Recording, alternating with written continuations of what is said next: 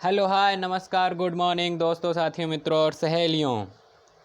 तो आज मानव जनन के चैप्टर का लास्ट वीडियो है। आज ये चैप्टर समाप्त हो जाएगा।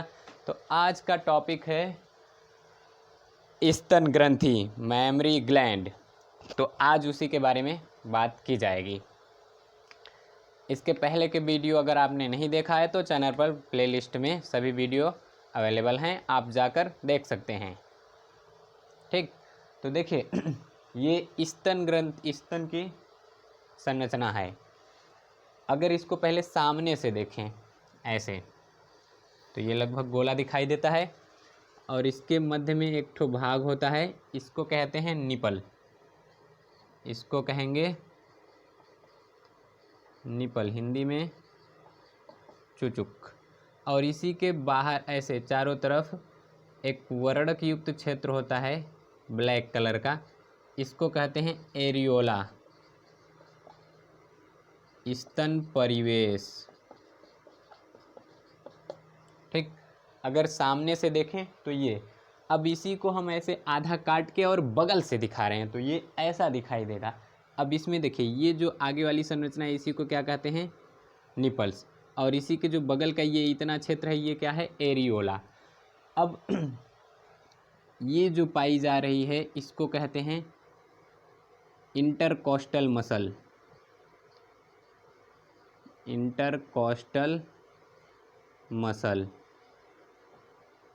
और इसके ठीक अंदर की तरफ एक ठो और पेशी पाई जा रही है, इस पेशी को कहते हैं पेक्टोरेलिस, पेक्टोरेलिस मेजर मसल। अब देखिए अगर ऐसे देखें, ये हो गई मान लीजिए पेक्टोरेलिस मेजर मसल, तो ये स्तन का ये बीच बीच में ऐसे ऐसे संरचना आई रहती है, इसको कहते हैं, ये देखिए जो यहाँ बीच में हो गई ऐसे ऐसे जो बीच में संरचना आई है इसको कहते हैं सस्पेंसरी लिगामेंट। तो अब हर एक संरचना को समझिए। देखिए इसमें हेडिंग है मैमरी ग्लैंड, स्तन ग्रंथि हेडिंग है, और उसमें पहला स्टार लिखिएगा कि स्तन के मध्य में एक उभरा हुआ भाग होता है जिसे कहते हैं निपल। अगला स्टार, निपल के चारों तरफ वर्णक युक्त क्षेत्र होता है या वर्णक युक्त भाग होता है जिसे कहते हैं स्तन परिवेश, एरियोला। अब बीच बीच में ये देखिए ये स्थान दिखाई दे रहा है, ये है रिब्स। क्या है, रिब्स। ठीक, तो ये जो है पेक्टोरिस मेजर मसल, स्तन ग्रंथियां इसी से जुड़ी रहती हैं। और ये किसकी सहायता से जुड़ी रहती हैं, लिगामेंट की सहायता से। लिगामेंट का नाम क्या है, सस्पेंसरी लिगामेंट या लिगामेंट ऑफ, या इसी को कहते हैं ligament of Cooper, ligament of Cooper. Ligament Cooper की सहायता से जो ये स्तन ग्रंथियां हैं वो जुड़ी रहती हैं पेक्टोरिस मेजर मसल से। अब आइए चलिए इसको एकदम विस्तार से जानते हैं। तो इधर वाला ये इतना मिटा दे रहे हैं।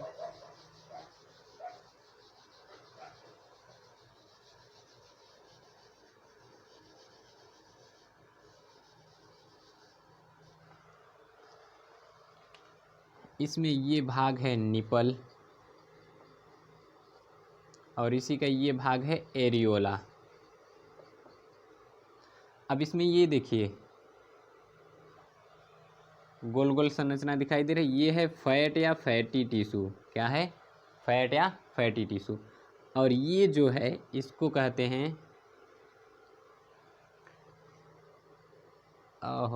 ये है, देखिए स्तन ग्रंथि में जो संयोजी ऊतक रहती है वो 15 से 20, जो ये ब्रेस्ट जो है, क्या, ब्रेस्ट, ये बटा रहता है 15 से 20 पिंडों में। किसमें, लोब में, 15 से 20 लोब में। और ये जो लोब है ये बटा रहता है लोब्यूल में, और इस लोब्यूल में अंगूर के गुच्छे जैसी संरचना पाई जाती है। कैसी? अंगूर के गुच्छे जैसी संरचना, और इस संरचना को कहते हैं एल्बियोली या एल्बियोलाई। ब्रेस्ट की इकाई यही होती है और फेफड़े की इकाई भी यही होती है, एल्बियोलाई। तो देखिए जो एल्बियोलाई है इसी से बना होता है ब्रेस्ट, और ये होती कैसे? अंगूर के गुच्छे जैसी, ऐसे। ये देखिए, ये जैसे ये है, इसी को कहते हैं एल्बियोलाई। अगर ये जो पिंड है उस पिंड को जूम करें तो उसमें और बहुत से छोटे छोटे पिंड होंगे। इस पिंड को अगर जूम करें तो उसमें बहुत छोटे छोटे से पिंड होंगे, उसको कहते हैं लोब्यूल। और उस लोब्यूल में अंगूर के गुच्छे जैसी संरचना पाई जाएगी, उसको कहेंगे एल्बियोलाई। अब इसका जो बीच वाला भाग है खाली रहता है, इसको कहते हैं ल्यूमेन। ठीक, तो इस एक को अब हम जूम करने जा रहे हैं। अब वो देखिए कैसा दिखाई देता है।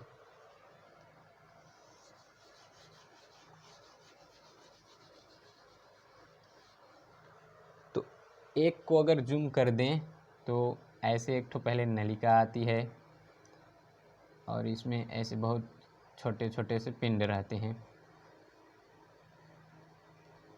ये सभी हैं लोब्यूल। और इधर भी कही हुई है और से आई हुई है। अब इस लोब्यूल से जो नलिका आई है इसको कहते हैं मेमरी लोब्यूल। ठीक, इस लोब्यूल से जो नलिका आई है उसको क्या कहेंगे? Memory lobule. अब ये कई ठो मेमरी लोब्यूल आपस में जुड़कर बना लेती हैं मेमरी डक्ट। क्या बना लेंगी? Mammary duct. अब मेमरी डक्ट आगे आएगा और इसका भाग आगे वाला ऐसे फूला रहता है, इस फूले हुए भाग को कहते हैं मेमरी एम्पुला। मेमरी एम्पुला, या इसी को कहते हैं लैक्टिफेरस साइनस। ठीक, अब ये आगे की तरफ एक ठो और पतली नलिका में खुल जाता है और इस पतली नलिका को कहते हैं लैक्टिफेरस ट्यूब्यूल। लैक्टिफेरस डक्ट, इसको क्या कहेंगे? Lactiferous duct. तो देखिए समझिए होता क्या है।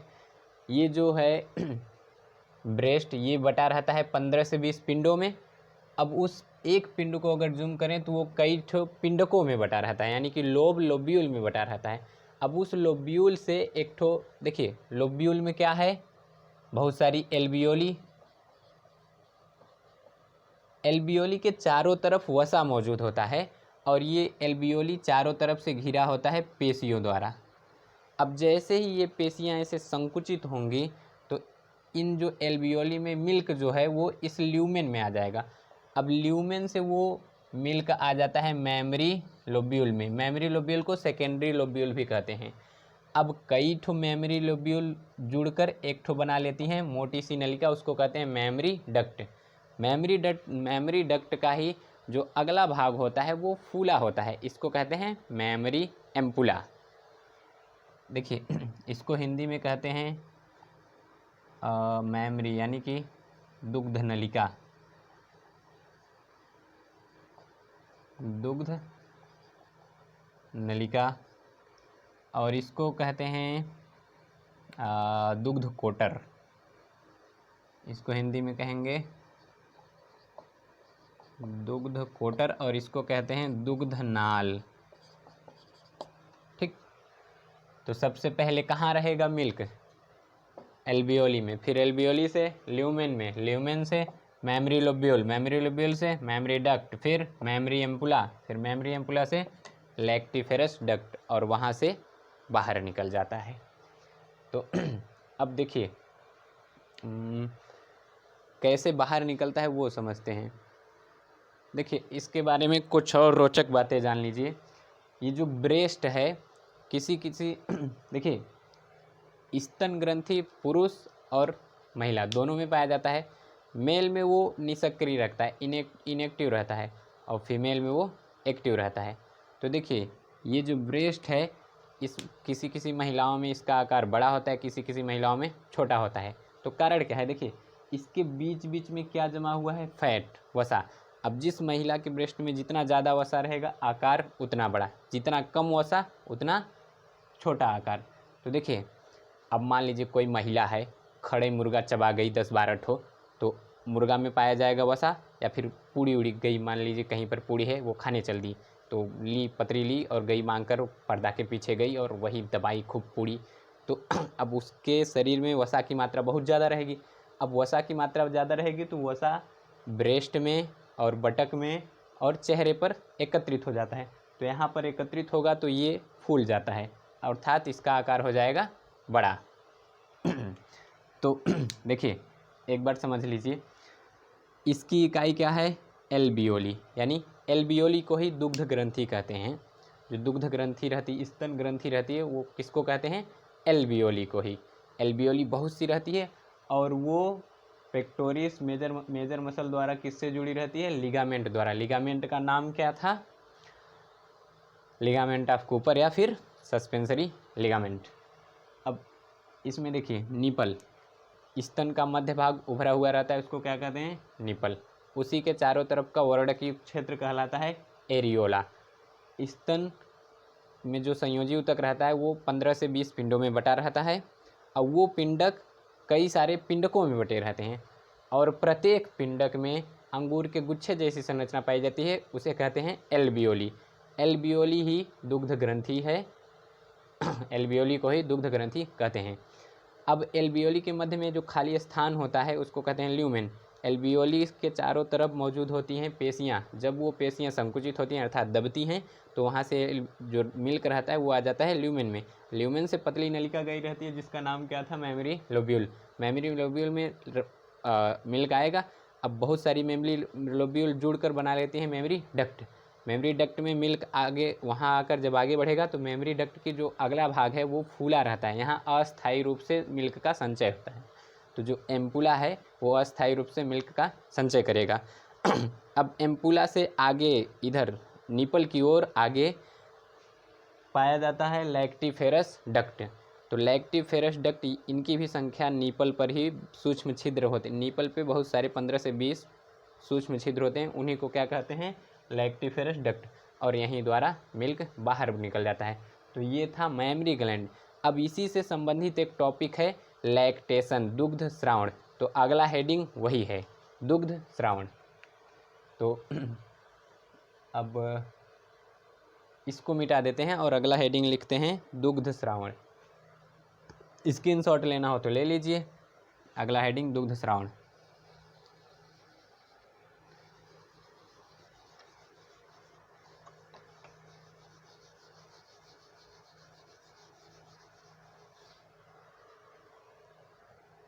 लैक्टेशन अर्थात दुग्ध स्रावण। तो देखिए ये कहते किसे हैं, दुग्ध स्रावण पहले कहते किसे हैं वो जान लीजिए। स्तन ग्रंथियों में दुग्ध का उत्पादन तथा वहाँ से बाहर निकलने की क्रिया जो है वो क्या कहलाती है, स्तन ग्रंथि। अब देखिए जैसे ही गर्भाकाल पूरा होता है तो बच्ची बाहर आ जाता है। बच्ची के बाहर आने के बाद जो ये दुग्ध ग्रंथि रहती है वो सक्रिय हो जाती है और मिल्क का स्रावण करने लगती है। वही क्रिया क्या कहलाएगी, मिल्क को बाहर निकालने लगती है, प्रोडक्शन उसका प्रोडक्शन करने लगती है, तो ये कहलाता है दुग्ध स्रावण। अब देखिए जो स्तन है वहाँ पर बच्ची जाएगा और वहाँ से वो मिल्क को मतलब सकिंग करना चाहेगा, पीना चाहेगा, तो जो बच्ची के मुंह में लार रहता है वो स्तन पर जाएगा। अब वहाँ से लार से संवेदना जाती है हाइपोथैलेमस पर। देखिए पहले क्या करेगा, स्तनपान, स्तनपान मतलब वही जो बच्ची जाके मिल्क पीता है। तो स्तनपान से संवेदना जाएगी, क्या जाएगी, संवेदना किसके पास, हाइपोथैलेमस के पास, हाइपोथैलेमस। अब हाइपोथैलेमस क्या करेगा, ये पिट्यूटरी ग्लैंड के पास, पिट्यूटरी देखिए पीयूष ग्रंथि के दो भाग होते हैं, एक होता है एंटीरियर यानी कि अग्रभाग और एक होता है पोस्टीरियर यानी कि पश्च भाग। तो देखिए जो इंटीरियर भाग है ये हार्मोन स्रावित करेगा प्रोलैक्टिन, और ये जो पोस्टीरियर है ये स्रावित करेगा ऑक्सीटोसिन।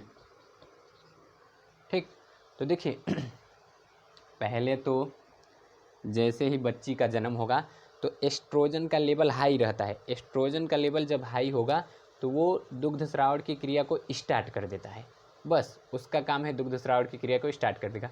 अब जैसे ही वो स्टार्ट करेगा, बच्ची दूध पीना चाहेगा, संवेदना जाएगी, लार से संवेदना जाएगी हाइपोथैलेमस के पास। हाइपोथैलेमस तुरंत पीयूष ग्रंथि के अग्रभाग को कहेगा, क्या करता है जी, खाली काहे बैठा है, कुछ काम करो। कहे क्या करे, खाली बैठे हैं, कोई काम नहीं है। कहेगा रुको हम बताते हैं तुमको, तुम प्रोलैक्टिन का स्रावण करो। अब प्रोलैक्टिन का जब स्रावण करेगा तो ये दुग्ध यानी मिल्क प्रोडक्शन को नियंत्रित करता है। क्या करेगा, मिल्क प्रोडक्शन, दुग्ध उत्पादन। अब यानी कि दूध का निर्माण और उसको उस निर्माण की दर को बढ़ाएगा घटाएगा, ये सब कौन करेगा, प्रोलैक्टिन। ठीक, अब देखिए, अब मान लीजिए दुग्ध का स्रावण बहुत ज़्यादा हो रहा है तो उसको रोकना भी ऑक्सीटोसिन उसको रोकेगा, दुग्ध स्रावण की क्रिया को रोकेगा और उसको बाहर निकल। देखिए इसका काम है दुग्ध का उत्पादन करना और ऑक्सीटोसिन का काम है दुग्ध को बाहर निकालना, यानी कि इसका काम है दुग्ध स्रावण। दुग्ध का देखिए मिल्क के निर्माण की प्रक्रिया को आरंभ करना, एस्ट्रोजन का लेवल जब हाई हो जाएगा तब, और उस प्रक्रिया को रेगुलेट करना प्रोलैक्टिन, उसको बाहर निकालना इजेक्शन, मिल्क इजेक्शन, वो कौन कराएगा, ऑक्सीटोसिन। तो अब ये थी फ्लो चार्ट के सहायता से। अब और बढ़िया से समझते हैं, तब तक आप लोग स्क्रीनशॉट लेना चाहे लो तो ले लीजिए। बापू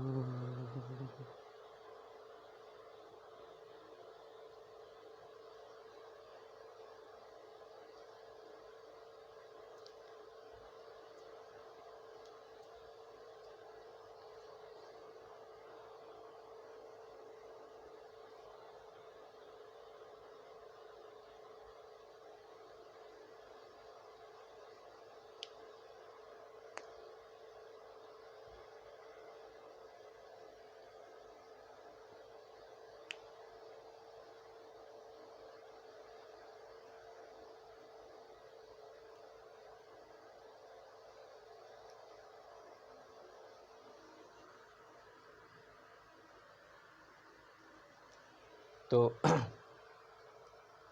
अरे रुका ना रहा, हा हा ही। चलिए देखिए अब इसको मिटा देते हैं। अगला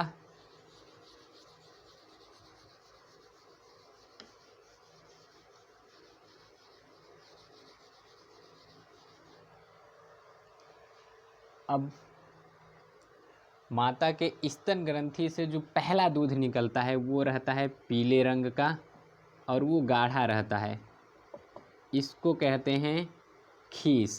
क्या कहते हैं, खीस, या तो प्रथम स्तन्य, प्रथम स्तन्य, अंग्रेजी में कहते हैं कोलोस्ट्रम। ठीक, कोलोस्ट्रम किसे कहते हैं, माता के, देखिए माता के स्तन ग्रंथि से निकला पहला दूध पीले रंग का गाढ़ा होता है, इसी को कहते हैं कोलोस्ट्रम। अब देखिए कोलोस्ट्रम का स्रावण होता है 2 से 3 दिन तक। कितने दिन तक, 2 से 3 दिन तक। इसमें पाया जाता है lacto albumin, albumin plus lacto protein, lacto protein यानी कि वही केसिन प्रोटीन पाया जाएगा। क्या पाया जाएगा, केसिन प्रोटीन। अब इसमें सोडियम पाया जाता है, पोटेशियम पाया जाता है, कैल्शियम पाया जाता है, और सोडियम पोटेशियम कैल्शियम फास्फेट पाया जाता है, और आदि भी लौड़ बहुत ज़्यादा मात्रा में पाए जाते हैं।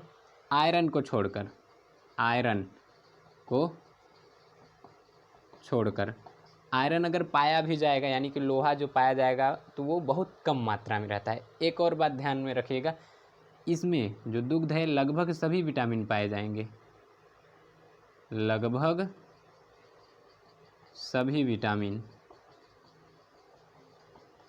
कोष्ठक में सी को छोड़कर। विटामिन सी नहीं पाया जाएगा और बाकी सभी विटामिन पाए जाएंगे।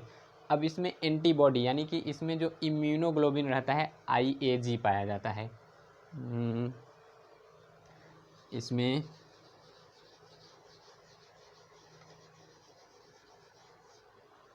IAG नाम का, IAG कैसे लिखा जाता है जी, ऐसे, हाँ, IAG नाम का इम्यूनोग्लोबिन पाया जाता है।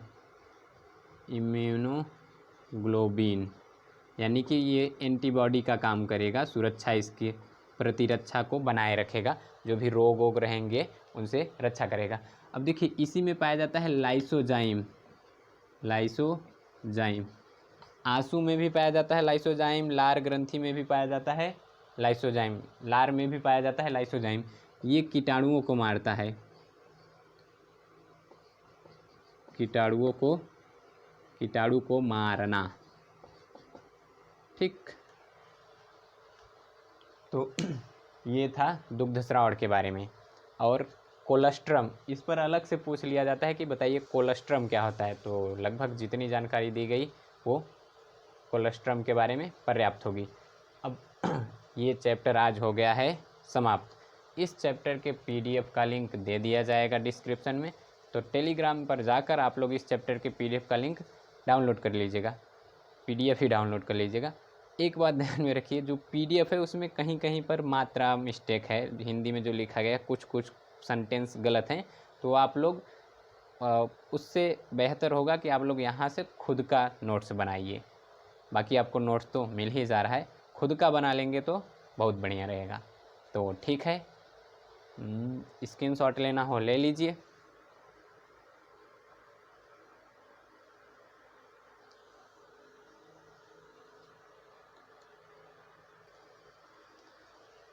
तो देखिए जो माँ का दूध रहता है यानी मिल्क, इसमें वसा, शुगर, प्रोटीन सब भरपूर मात्रा में पाया जाता है। और एक दिन में एक महिला से बहुत ज़्यादा मिल्क अगर श्रावण हो रहा है तो 1 से 2 लीटर।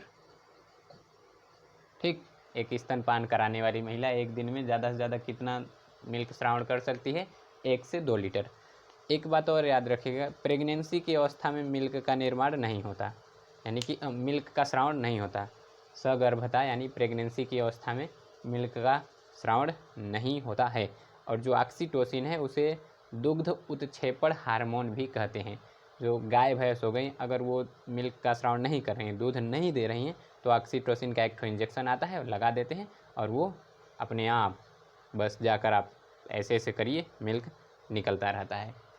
तो ठीक है, वीडियो में जो भी आप लोगों को गड़बड़ी लग रही हो, दिक्कत परेशानी, घबराहट, झंझनाहट, चिड़चिड़ाहट जो भी आ रहा हो वीडियो में आपको, आप वो बता सकते हैं, उसका निवारण किया जाएगा। तो मिलते हैं अगले वीडियो में, तब तक के लिए बाय बाय। इसको तो